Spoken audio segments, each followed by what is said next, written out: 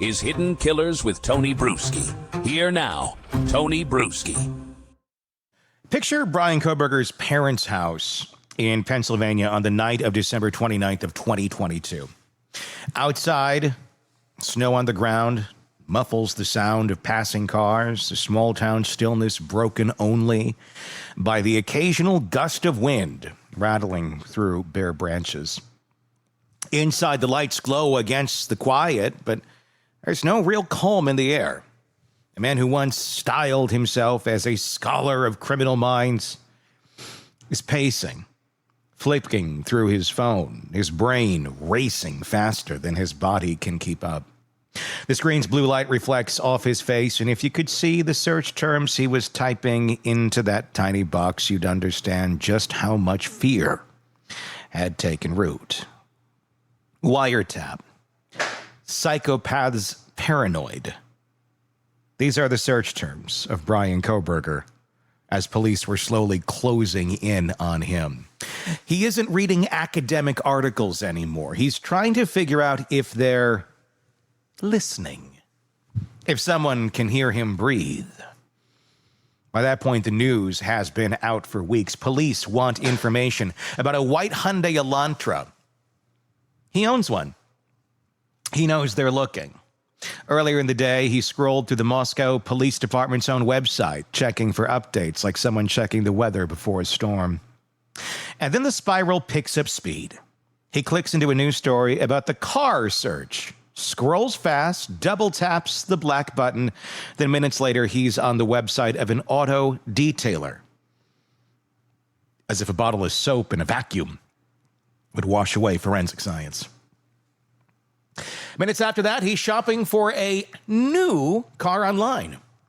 Eyes darting from model to model as if switching vehicles would untangle the web already wrapped around him. His beady little hands, the same hands his classmates had noticed weeks earlier with the bruised knuckles and fresh cuts, are now jittering on the screen, scrolling, searching, refreshing. The house itself feels like it's holding its breath. Upstairs, his parents are asleep, unaware that their son is unraveling under their roof. Downstairs, he's cycling through paranoia in real time. Every keystroke, a confession of fear. He doesn't know that outside, surveillance teams are already in place. They've tracked him across the country, watched him take the long road home, collected trash from the family's garbage bins to confirm his DNA matches. He's Googling wiretaps, but the truth is they don't need to bug his phone. They already have him. This is the image that sticks. The duality of that night.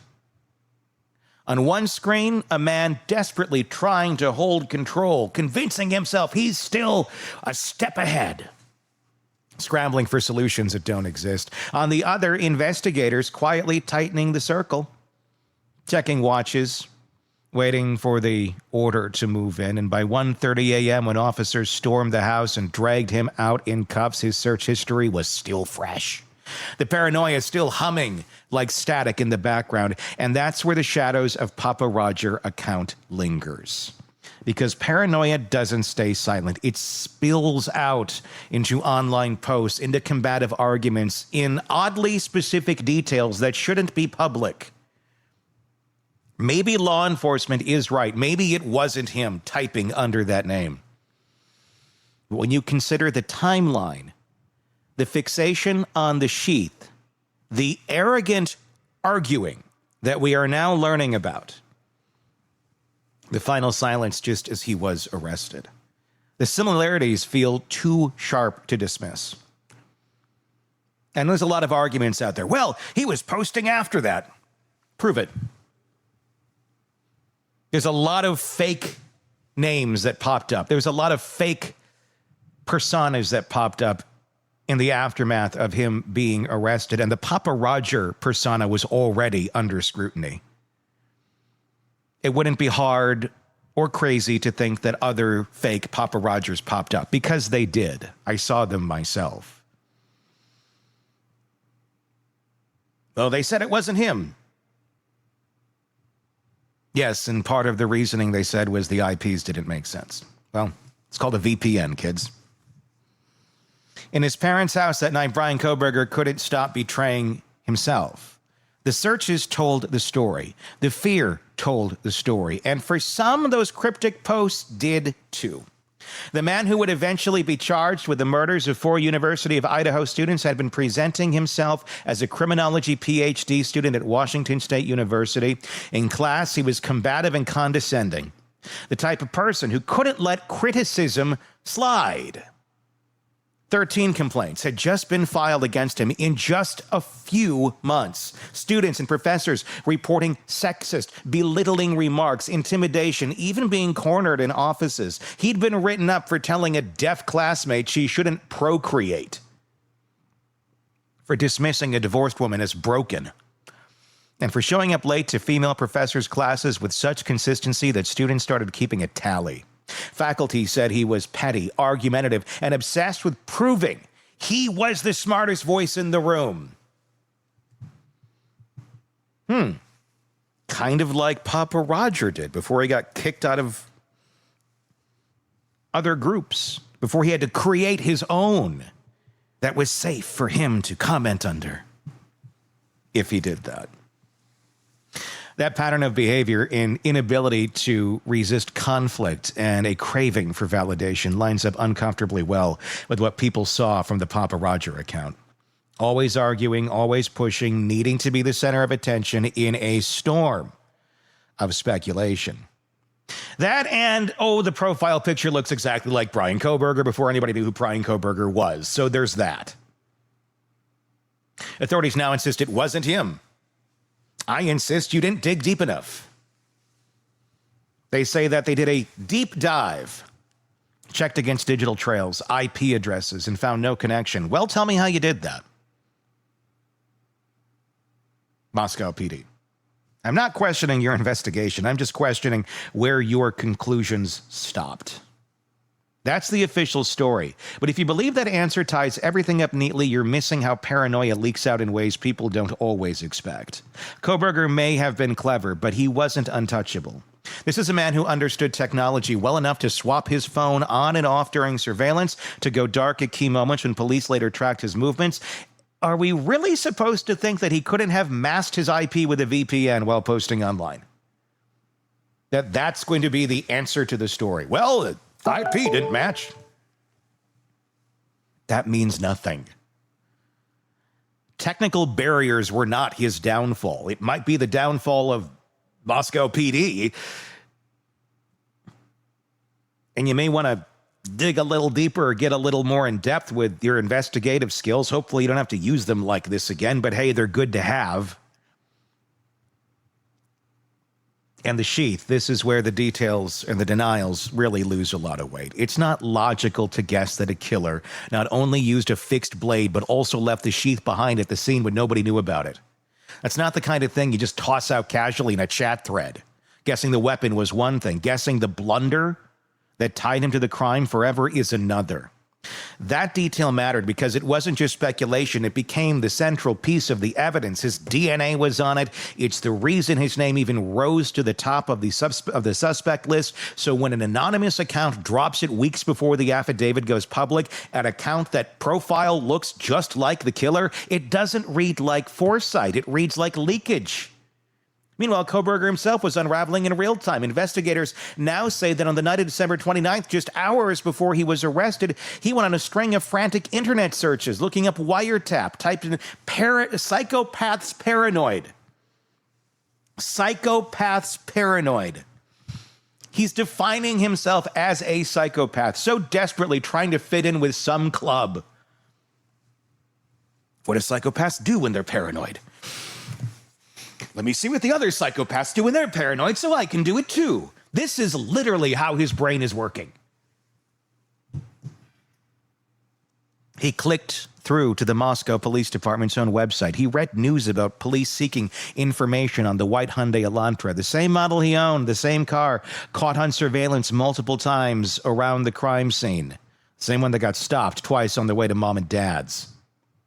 He didn't stop there. Minutes later, he was looking into an auto detailing service. 10 minutes after that, he was browsing for new cars online, eyes darting from model to model as if switching vehicles would untangle the web already wrapped around him. It's a window into a man in full spiral. He knew the car was a weak point for him, the thread that could unravel everything. He obsessed over it, and his phone recorded the paranoia blow by blow. And what's a red herring, as according to Pappa Rodger, that isn't anything to pay attention to? A Hyundai Elantra. If you put yourself in that house in Pennsylvania on the night of December 29th, you can almost feel the air thick with dread. He's back in his childhood home, surrounded by the walls that watched him grow up. But instead of safety, he's staring at a glowing screen, refreshing police updates, realizing every detail points straight to him. He thinks maybe he can wash it away with car soap. Maybe he can buy something new and disappear into traffic, but it's too late. The sheath with his DNA was already in evidence. Surveillance teams were already outside. And when police kicked down the door in the early hours of December 30th, they weren't guessing, they knew.